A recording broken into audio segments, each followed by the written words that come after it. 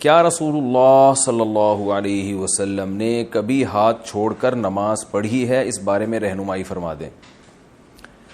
نبی صلی اللہ علیہ وسلم نے یقیناً ہاتھ چھوڑ کے نماز پڑھی ہے۔ اس کی مضبوط دلیل ہمارے پاس اہل مدینہ کا عمل ہے، جو موطا امام مالک کے جو مؤلف ہیں، امام مالک رحمہ اللہ تعالی، ان کے شاگرد ہیں مشہور قاسم، وہ امام مالک سے نقل کرتے ہیں المدونۃ الکبریٰ میں کہ امام مالک فرماتے ہیں کہ میں نے یعنی امام مالک سے جو عمل جو فتویٰ نقل کرتے ہیں وہ اسی بیس پہ کہ اہل مدینہ ہاتھ چھوڑ کے نماز پڑھا کرتے تھے، تو انہوں نے اس سے استدلال کیا کہ رسول اللہ صلی اللہ علیہ وسلم کی نماز ہاتھ چھوڑ کے تھی۔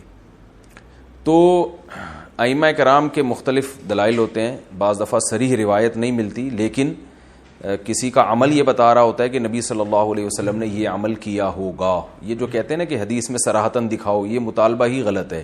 ہر چیز صراحتاً حدیث میں نہیں ہوتی، دلیل کبھی صراحتاً ہوتی ہے، کبھی دلالتاً ہوتی ہے۔ دلالتاً کا مطلب یہ ہے کہ کوئی ایسا عمل ہوتا ہے جس سے لگتا ہے کہ نبی نے یہ عمل یقیناً کیا ہوگا، تو اہل مدینہ ظاہر ہے سارے گمراہ تو نہیں ہو سکتے۔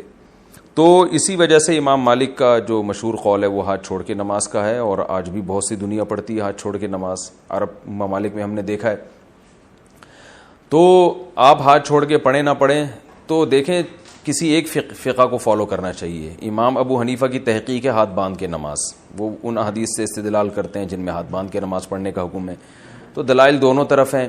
تو عامی آدمی کا کام یہ ہے کہ ایک فقہ کو فالو کرے اور دوسرے کو بھی برحق سمجھے۔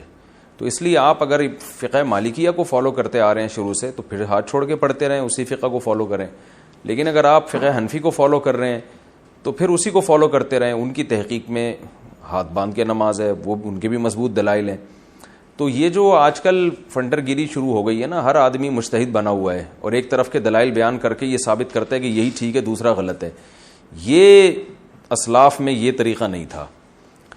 تو یہ اب نئی ایک بدعت ہے، اور بس اپنے آپ کو صحیح سمجھنا۔ تو دلائل ہر ایک کے پاس ہوتے ہیں، ہاتھ چھوڑنے کے بھی دلائل ہیں، ہاتھ باندھنے کے بھی دلائل ہیں، رفع الیدین کے بھی ہیں، نہ کرنے کے بھی ہیں، ہر ایک کا اپنا مجتہد کا اپنا انداز ہے۔ تو سب کو ٹھیک سمجھیں، فالو ایک کو کریں، کیونکہ ایک ٹائم پہ سب کو فالو کرنا ممکن نہیں ہے۔